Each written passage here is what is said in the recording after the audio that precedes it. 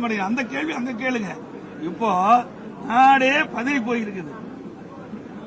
இன்றைக்கு பெண் குழந்தையை பெற்றெடுத்த ஒவ்வொரு குடும்பத்தைச் சேர்ந்த பெற்றோர்களும் கொதிப்படைந்திருக்கின்றார். அண்ணா பல்கலைக்கழகம் என்பது ஒரு அடையாளம். இன்னைக்கு தமிழ்நாட்டுடைய பல்கலைக்கழகத்துக்கெல்லாம் ஒரு அடையாளமாக திகழ்வது அண்ணா பல்கலைக்கழகம்.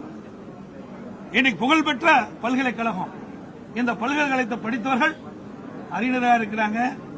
இன்றைக்கு இந்த நாட்டுக்கு வழிகாட்டியாக இருக்கக்கூடிய உயர்கல்வி படிக்கக்கூடிய பொறியியல் கல்வி படிக்கக்கூடிய மாணவ மாணவிகள் எல்லாம் ஒரு தரமான கல்வி மூலமாக அண்ணா பல்கலைக்கழகம் அடையாளம் காட்டப்பட்டது. அப்படிப்பட்ட பல்கலைக்கழகத்தில் ஒரு பெண் பாலியல் சீண்டலுக்கு உட்படுத்துகிறான்னு சொன்னா இந்த அரசாங்கம் என்ன செய்ய வேண்டும்?